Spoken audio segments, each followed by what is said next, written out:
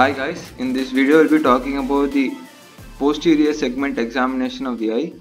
So this will cover all the retinal function test and then visual acuity, field of vision, contrast vision, fundus examination, all those things. So let's get right into it. So first of all we'll be talking about visual acuity. So visual acuity is done for distance vision as well as near vision. So for the distance vision, we use most commonly this chart known as Snellen's chart. So this is the Snellen's chart. So we represent it in this form. So as a fraction. So 6 by 6 is normal perfect vision. So the numerator is distance between the eye and the chart, and the denominator is the size of the letter in the chart. So if you zoom in, you see these letters over here.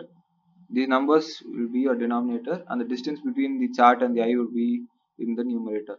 So some of the other charts which you can use are your Landau's chart or your C chart, your tumbling E chart, and your simple picture chart. So your Landau E chart and your tumbling E charts for illiterate people who don't know how to read alphabets, and your simple picture chart is for children. And another special chart which takes into consideration the size of the letter as well as the distance between the letter to eliminate any kind of astigmatic errors is known as logMAS chart. So that's a very favorite question of many optal chiefs. So they might ask you what is a logMAS chart, and if you answer it, they'll be really happy. So moving on to near vision, there are two main charts which we use. It's known as Jaeger's chart and Snellen's near vision chart. So this is your Jaeger's chart and this is your Snellen's near vision chart.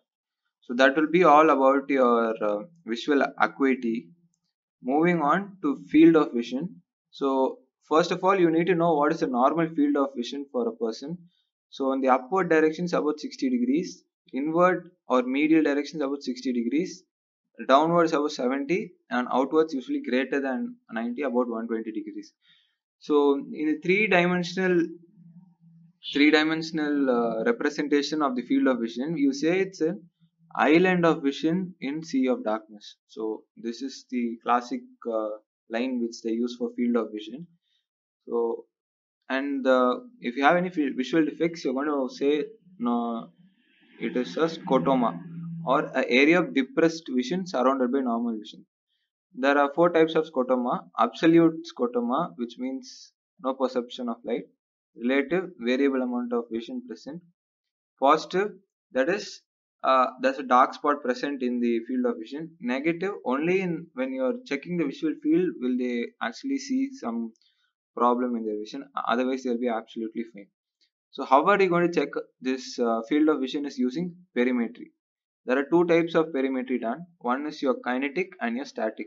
Your kinetic perimetry is where there's a moving stimulus from periphery to the center. So there's a moving stimulus from periphery to the center.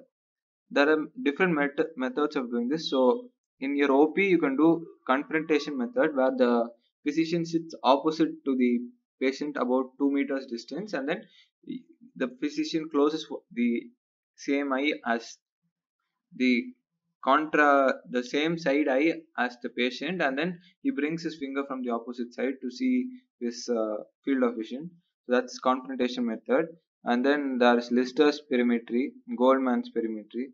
So this is your Lister's perimetry and this is your Goldman's perimetry.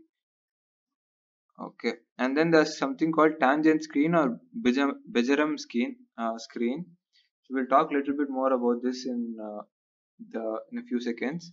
So coming to static perimetry, it's done for glaucoma assessment, and it's the 3D assessment of the visual field, whereas in kinetic it's just 2D assessment. So a non-moving stimulus is presented in two ways. That is supra-threshold perimetry. That is the intensity of luminance is higher than the normal luminance, and if there is any kind of defect, they will easily find it out. So they use it for screening. And then other one is threshold perimetry, where it's done by computers, where they go from lower than normal to normal to check the actual level of field of vision, and it is very accurate and this is automatized. So when you test the field of vision using perimetry, you need to test the peripheral peripheral field of vision and the central field of vision. So for peripheral field of vision testing, use the confrontation method, which I said, where the patient uses his thumb and then moves it medially to check his approximately check the field of vision.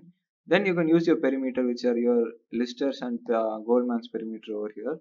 And then for central field testing, you use this Jerem screen. So you see this over here, this image over here. This is the process of Jerem screen using. The patient sits 2 meters away from the blackboard, and the physician brings this white thing over this grid and they mark the areas of scotoma. So these are all the different types of scotoma we have.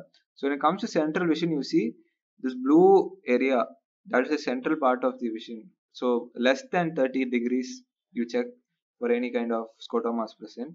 These are different types of scotoma. You can just go through them if you're interested.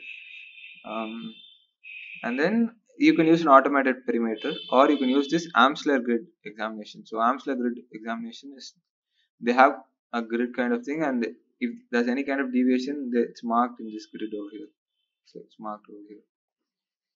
So that would be your field of vision examination. Then moving on to color vision. So color vision, we don't usually mention it during our presentation of cases, because they say when you tell something which you don't know, you may get caught. So you need to know a little bit about color vision before you can actually check for color vision. So there are three theories for color vision. First is the Young-Helmholtz theory, or trichromatic, where they say that the eye detects color, three different colors, so R, G, and B. The intensity of these three helps us to see the different other colors. So this would be your trichromatic theory. Your grant is dominator and modulator theory is that your dominator will see your black and white vision, whereas your modulator will see your narrow wavelength vision or your color vision. So modulator is responsible for color vision and dominator is responsible for black and white vision. This is not very popularly followed, but this is also a theory which you need to know. Then last one is Herring's opponent theory. They just expanded on this trichromatic theory to make it four chromatic theory, which is red, green, yellow, and blue, not just red, green, and blue. And then the different types of color blindness are your trichromatic, dichromatic, and monochromatic. So trichromatic are people who do, who have who can see two colors. This is actually done based on this trichromatic theory. So they'll be able to see two colors, either red and green, or green and blue, or red and blue, but they won't be able to see the third color. So this can be identified using Hishihara charts. And then if they can see only dichromatic, it'll be like two. They'll be able to see two colors properly. And finally, monochromatic, they'll be able to see only shades of gray. So those are the different types of color blindness. And the more I forgot to mention one thing is this red color is detected by erythrolab, and then green color by chlorolab, and B by cyanolab. So erythrocyte, red blood cell, red color; green chlorophyll, chlorolab; blue cyanolab. So with this much is very concise information about color vision. There's more details which I'm not going into. There are again three types of trichromatic color blindness. All this you can go read about those. No one's going to question you. Then you're going to use your Ishihara chart, your Holmgren Wood test, or your Eldridge Greenson. This is your Ishihara chart, and this is your whole Holmgren Wood test. And a small interesting test would be your contrast vision. So use the Pelly-Robson chart for testing contrast vision. So that would be all for your posterior segment. And about this objective retinal function, you just know the names will be enough. That is your electroretinogram and electrooculogram. So what they do is they hook up your eyes to electrodes, and they give light stimulus to check if there is any action potential form. And these are all very advanced things which you need to know just the name of. Coming to the more important thing, fundus examination. So you do fundus examination after your after dilating your pupil using a Mydriatic. So there are two or three types of fundus examination which you can do: direct, indirect, and slit lamp. So direct ophthalmoscopy is using a ophthalmoscope. I hope you have seen this ophthalmoscope. It is a self-luminous ophthalmoscope at close distance. So it produces a virtually magnified image. That is all you need to know about direct ophthalmoscopy. Indirect ophthalmoscopy, it's done in a dark room with a convex lens and a concave mirror. So this concave mirror is used to focus the light and convex lens is used for examination. This produces a real enlarged image. And usually you can't use slit lamp for fundus examination, but you can use it in combination with a 90D lens. The different types of lens which you can use are your Ruby lens, Goldman 3 mirror lens, indirect slit lamp by biomicroscopy by adding a 78 or 90 diopter lens to the slit lamp. That is all you need to know about slit lamp examination of fundus with 90D lens. Then you need to know the advantages of ophthalmoscopy, indirect ophthalmoscopy over direct ophthalmoscopy. So it provides stronger illumination. It can be used in higher refractive error eyes, and then beam passes through the opacity. Suppose he has a cataract or something, you can use indirect ophthalmoscopy to visualize his fundus. And then the total retinal area and pars plana, that is the peripheral part of the retina, all can be examined thoroughly using indirect ophthalmoscopy. So in your fundus examination, you are going to look at five things. Yeah, the media or the media in which the vitreous humor and all the structures in between the retina and the eye. So if there's, is it clear or hazy or partial or totally opaque, it'll give you hints about that. Then the optic disc, the macula lutea, and then the retinal vessels and your general fundus. So in media, it can be either clear, hazy, partially or totally opaque. Moving on to opaque optic disc. So the size of optic disc is larger in myopia, smaller in hypermetropia. It's usually oval in shape, but if its margins are clearly sharp, defined and sharp to view, then you can suspect optic atrophy.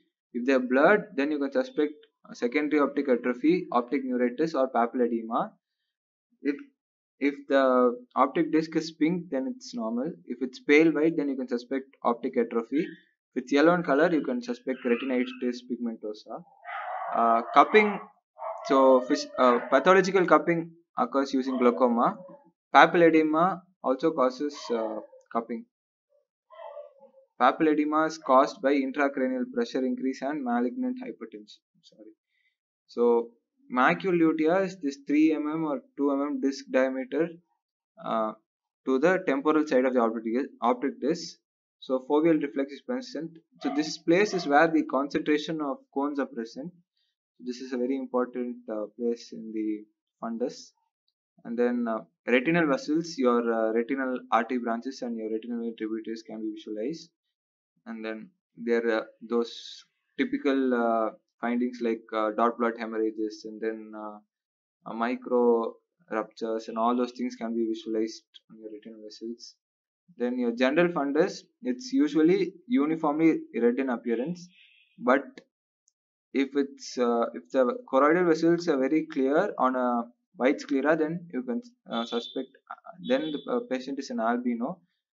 If you see a tigerrod fundus, that is a stripe like fundus, then you should know that the patient has high myopia.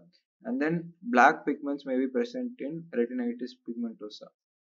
So this is the photo of a normal fundus. This is the optic disc, normal cupping, normal blood vessels, and the macule. These are all the various pathological findings which you can find on the fundal examination. So we'll be talking about this in detail when we talk about the retina. I'm not going to explain the cause of each of these um, findings. So just have a look at them. They may be recurring in the future again. So That's all for this video. I hope you found it really useful. Please do share these videos, like them, and then comment on them if you have any questions. Thank you.